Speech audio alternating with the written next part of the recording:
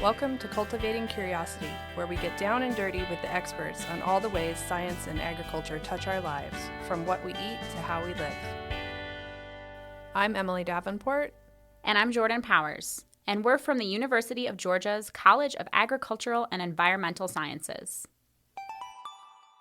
We are here on the UGA Griffin campus with Dario Chavez, Associate Professor of Horticulture on the Griffin campus, who is also in the Institute of Plant Breeding, Genetics, and Genomics. Dario, thank you so much for joining us today. Thank you for inviting me. Can you share your academic journey with us and what got you interested in horticulture specifically? Sure. Getting interested in agriculture in general began with my parents. I was raised and basically lived in a farm since I was probably 18 years old. And my dad and my grandpa farmed for a long time there in the Andes in Ecuador. They had potatoes, corn, carrots, and other things. And they had a dairy and beef cattle as well. I was not really into it as any kid. You don't get interested on the things that your parents do. Mm-hmm. When I started trying to select what I was going to do for undergrad, I realized that I really liked to be outside. And one thing that really always bothered me, at least with the potatoes, when my dad grew them, is that I always thought, I always hear the cultivar names, and the cultivar names are the same when I was little to when I was older. And it's like, I always wonder why there were not that many new cultivars there, at least in Ecuador at the time. And I started looking into how can you make new cultivars, or what is that? And then in Ecuador and South America, there is a very important institution, Zamorano University in Honduras, that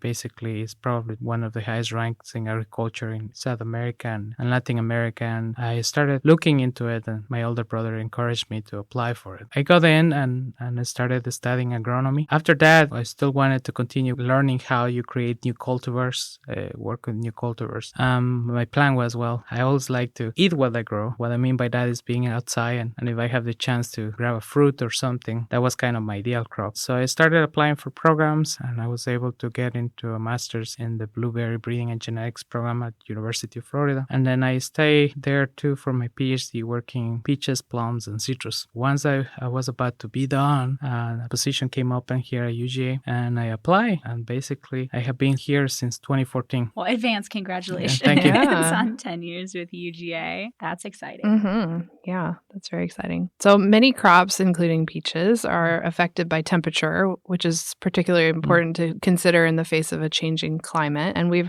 heard a lot about scientists and growers mentioning chill hours. Yeah. Can you break down what that means for our audience? Yeah.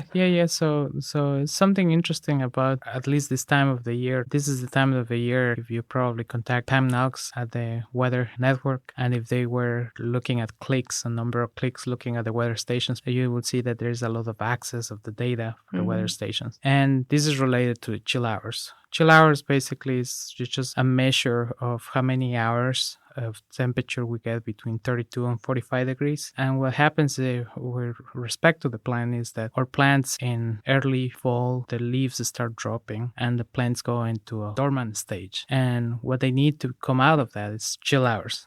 So they need cold. So somebody came with a way to quantify that, meaning that you have a cultivar that needs this many chill hours, and if it doesn't get that, it can affect bloom, growth, and other things. Growers around this time of the year, they're always checking the weather stations to see how many chill hours we have received. It's a very good observation that allows us to see how it will be the crop quality-wise for bloom and fruit set, because once plants start blooming and they don't have enough chill, you can come up with other issues. And we can link to, you mentioned the UGA Weather Network, which is run by Pam Knox. So we will absolutely link to that in the show notes, because it's such an extensive network and a resource that we have for growers and just a curious general public. As a grower, I can see the impact that can be just having that information that you can pull your cell phone and look into it.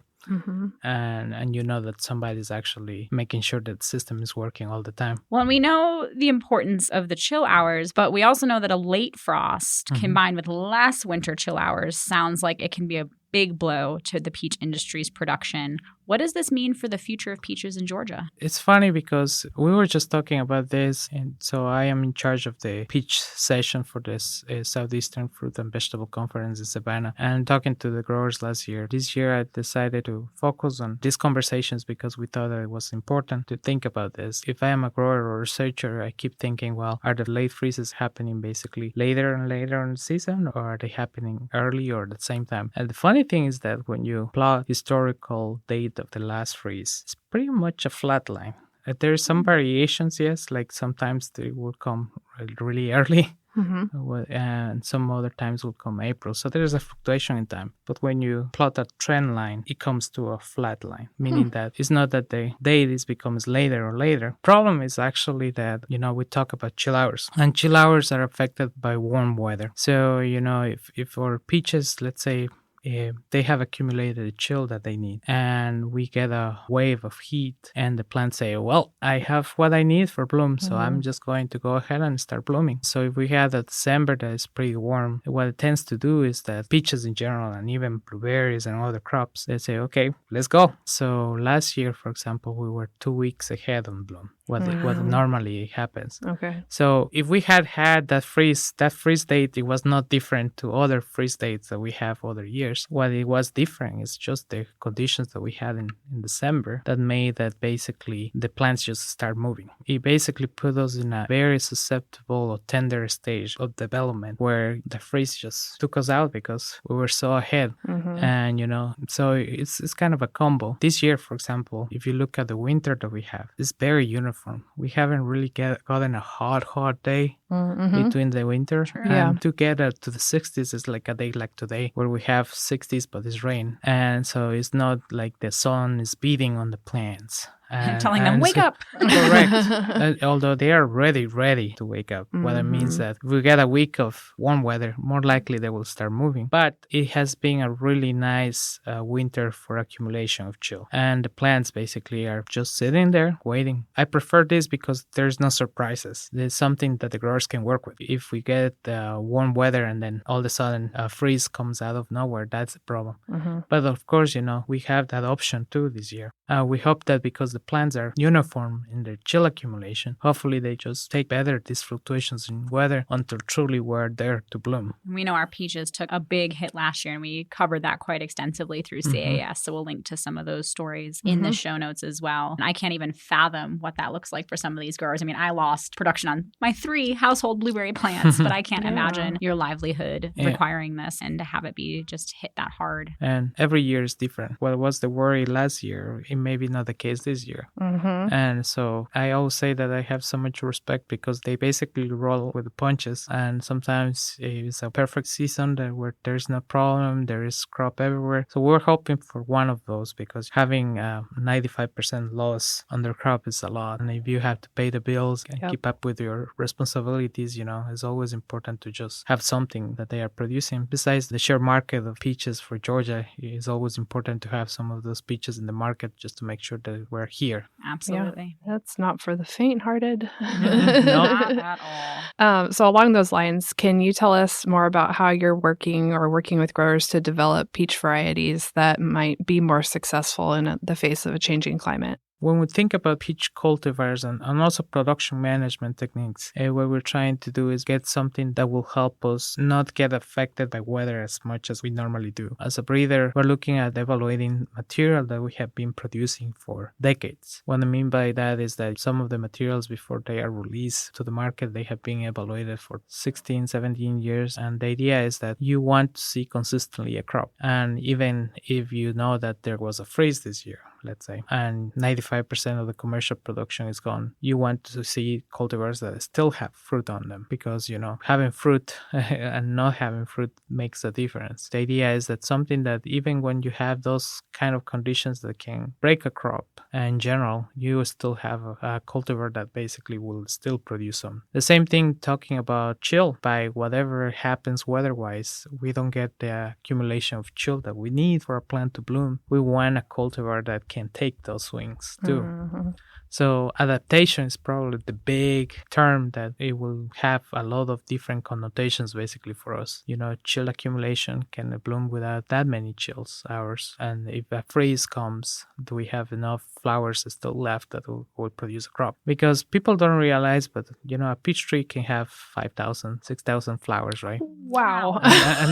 And you don't need all of them. No. Yeah, you need 300. Can you imagine if you had you need 300 good fruit in there. So you are Wow. talking about maybe 10, 20% of a crop. Okay. Of course, the freeze is not going to pick and choose random, like very uniformly in the tree. Yeah. But having that opportunity of evaluating materials throughout the years is actually something we want to do and hopefully produce something that the growers will have and will help them. And from the production side of things, we want to also see if we're going to have years that we have lack of chill, can we do something with the trees that are in the ground that we know that they're going to be affected by those conditions? Can we do something management-wise, like spray a chemical that will allow them to break dormancy?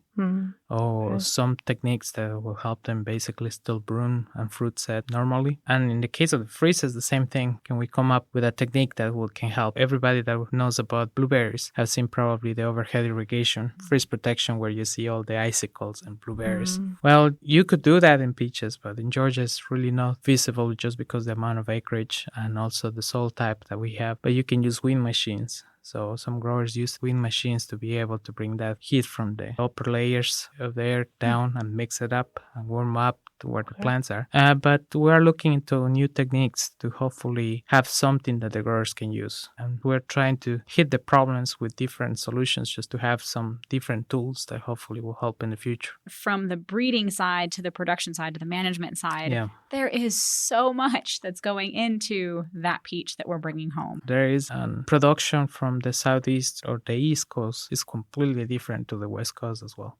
What a peach producer does in the west coast is completely different than the east. But we have so many pest diseases and also environmental factors that affect peach production on the East Coast and the South as well. That's why I have so much respect for the growers, because they just it's truly an art to grow a peach tree and other fruit trees as well, in these conditions. Well, and that was the perfect lead-in to my next question here in talking about how the work you're doing is even more important now that the Louisiana and the Texas breeding programs have shut down. What does the future look like for the breeding program in Georgia? This breeding program in South Georgia has been here in Georgia since the 90s. And before that, it started in the 80s in a different location, but we have been in Attapulgos Research Station since the 90s. The Attapulgos Research and Education Center is one of 8 off-campus research centers in the UGA College of Agricultural and Environmental Sciences. Established in 1939 on 300 acres near the city of Attapulgos, Georgia, the center is located in the extreme lower part of southwest Georgia, just 5 miles from the Florida line. Current research efforts focus on agronomic row crops and some orchard crops, including corn, cotton, peanuts, small grains, soybeans, and of course, peaches. The interesting thing is that it's probably the only now program in the United States with that chill range. Why it's important for us is because we still collaborate a lot with University of Florida, and also we collaborate with Middle Georgia, the breeding program in there. As a breeder, we need to have access to different gene pools. We are talking about chill requirements and chill hours. Well, the way that chill hours are coming along, if you plot the chill hours accumulation for a location, the trend line is actually going down. We're functionally losing chill. You look at it from the 70s to now. What it means is that the chill groups or chill cultivars that we used to grow are not the same. We have lost functional chill groups. And what I mean by groups is like, let's say, in Middle Georgia, you grow between 650 to 850 chill hours. And what it means is that basically you have cultivar X is 650 chill hours requirement. Cultivar Y is 750 and cultivar C is 850. And you can grow those without problems in Middle Georgia. Now, before you used to be able to grow 950, 1050 chill hours. And that is not the case anymore.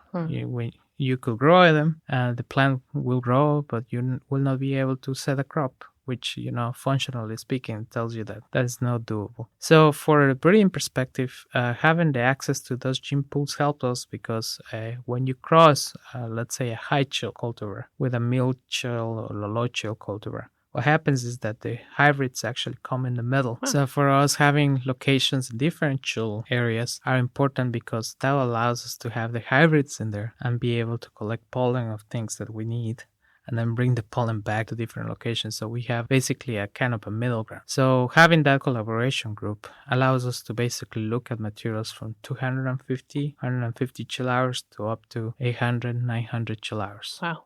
So we can move germplasm from down there to basically up here. It does require time of selection, but just being able to access those conditions, or germplasm in Adapogos has been seeing, at least in the Gulf area, seeing lack of chill issues for decades now, which, in Middle Georgia, we're starting to see more often. But this is something that we have been dealing for years now and decades in South Georgia, which means that the cultivars that we have been, or the selections that we have been producing, has been evaluated for decades for those conditions. And we have germplasm that does well. So we want to bring those genes to basically Middle Georgia as well. So the idea is that breeding program is not just going to help the Gulf area, but the idea is that it will be a gene pool also for the Middle Georgia area, the main production area, and also a gene pool for Florida as well, because, the collaboration is what helps us to basically being able to have probably one of the only collaborations where you can have all these chill ranges and look at all this material together. Quite a collaboration, all with a common goal. Yep. Yeah. Helping our growers preserve those peaches. Correct. What excites you most about the work that you're doing? Another thing that I'm very interested on is, from the breeding perspective, is about training systems and how we grow trees. Breeders have focused 100% on the fruit, and I don't blame them because that's what the consumer wants and also the grower wants. How much fruit is produced, how it tastes, and things like that. But we forgot about the tree. What I mean by that is that everything is about efficiency. And I talk about the labor situation. Well, we prune the trees by hand. And what I think about this is like, well, if I am a person growing a tree, I am not growing trees. I'm actually growing fruit. What I mean by that is I want the tree that's the most efficient as possible in growing and not putting a lot of growth that I will have to come and prune later on. So I have a PhD student in the institute that has been looking at three-dimensional studies of architecture for peaches, trying to characterize branching differences, density, and trying to see if there is a genetics component to it. And we do believe that there is a genetics component. We wrote a story on Jordan Knapp Wilson, doctoral student in the Institute of Plant Breeding, Genetics, and Genomics, and how he's using 3D scanning technology to inform peaches of the future. We'll include that link in the show notes for you. He is about to finish next year, and we are interested because he has opened the door for us to be able to study the three-dimensional aspects of architecture, and we can tie that to production too. So, for example, we have a trial that has different rootstocks and scions in there, and we look at the differences of branching. Well, we have MP29, the rootstock that is dwarfing, and we saw that the number of branches that tree is producing is completely relatively smaller than the standard tree, which means that it will save money also for pruning. If we're trying to create a niche and focus on a niche that nobody's really working on, probably would be tree architecture, training systems in production, and just basically trying to make a change in the sense of grow what we have available already for the growers. Can you grow it in a different way? Can you make it more efficient? The idea is that just efficiency overall. All of these tools for growers to have, because it is such a variable industry to be in. So if you can create some consistency with at least those tools that they have available, that's really important. So switching topics slightly, we know that your wife, Rachel Idle, is another CAES researcher working with blueberries, which is another important Georgia crop being impacted by climate change. What are dinner time conversations like at your house? Well, we talk a lot of shop sometimes, but we have kids now, like little kids, that they have taken over all those conversations, which is probably good. But we do bounce ideas back and forth. We are collaborators in several projects too. We were trained the same way. We met in grad school, so we tend to think very similarly, which, is always nice to have a sounding board at home that will be 100% honest with you and just tell you basically if there's a better way to improve things. The blueberry industry and the peach industry are quite different in the sense of the peach industry is a mature industry, and the blueberry industry, although has been here for a while now, still is a changing industry. And another thing that is different is that a lot of people don't know this, but 4 companies hold about 90% of the acreage of peaches in Georgia. Wow. which just means that I can sit down in one room with all the 4 companies and just basically that will be it. But in blueberries, you have hundreds and hundreds of growers from little to middle size to big. So it's a different dynamic. It's nice to talk about the different things that basically we do with the industries and how we approach them. That's always fascinating to me to think about what does that look like? Right. Yeah. And now you're raising the next generation. That's right. Yeah, Eventually. hopefully, we never know. Like I say, when I was a kid, I really was not into it, agriculture, and I was always thought that although I help in the farm, it really didn't seem like my calling until I was older. So Yep. Until it clicked. You never know. Exactly. All right. So the hardest hitting question we're going to ask. What's your favorite way to eat a peach? I actually love to, during evaluation, when ripening season, you cannot beat a ripened fruit from the tree. Mm-hmm. It's just a completely different experience. I bet. Once you have that, it's difficult to go back to the supermarket to get your fruit. I bet. It's just different. And my kids, they love it. When you're talking about consumer preference, they are always worried about peaches because consumption is going down and people wonder what's happening. And when you look at the demographics, a lot of the demographics that eat peaches are older people. And so they are wondering why younger kids are not. And I think it's just because of a smaller fruit is easier to have in a package. But if you have a true ripened fruit and a good tasty peach, my kids take it anytime over anything else. Okay. Good. So, I think it's just education. I know that the industry here in Georgia and also in the southeastern US came up with a product a few years ago that it was in little bags and a smaller fruit size. And it seems that market is going well. It seems that people prefer something that you can grab. And it's basically like a Ziploc bag that has several peaches in there. And to me, it's actually a good idea. I believe one of the brands are called Little Fuzzies. And then there's another one. But last year, I believe they were trying to focus on that market because they had a lot of orders from that still. Okay. And it makes sense. I mean, as a parent of a little kid, I give my 3-year-old a peach and she wears 98%. Yeah. So I get it, but I do. I mean, I still remember growing up, my mom used to make peach dumplings, wrapping a whole peach in this dough and boiling it. Oh my gosh, a little bit of butter and brown sugar, and it was yum. ruining that tree ripened experience. But we didn't have a whole lot of tree ripened peaches where I grew up. I was waiting for you to say you actually don't like peaches at all. Me too. Well, it's funny because sometimes people develop allergies to them, which is sad. But in my case, you cannot change a ripened fruit from the field compared with anything else. Absolutely. Yeah, definitely. We have covered a lot of ground, from the ground the peaches they're growing in to picking them off the tree. What have we missed? I'm very excited to be here. I have been here for 10 years, and I always like to look back and say, how I saw my job at the beginning. And I always try to look into the short, medium, and long-term goals for my program. And those, of course, change with time. I think this is an exciting time because there is more opportunities out there. I'm very excited to see where the future takes. And it may mean that it will be a different production to what we do now, and it may mean that we are going to change the production systems a lot, but I'm really looking forward to what's going to happen with the industry. Well, Dario, thank you so much for taking the time. I know it's a busy, busy life that you lead, and we're gearing up toward the start of peach season. So we appreciate you taking the time to come in and talk to us today. Thank you, and it was a pleasure to talk to you, and let me know if I can help with anything. Thank you. Thanks for listening to Cultivating Curiosity, a podcast produced by the UGA College of Agricultural and Environmental Sciences. A special thanks to Mason McClintock for our music and sound effects. Find more episodes wherever you get your podcasts.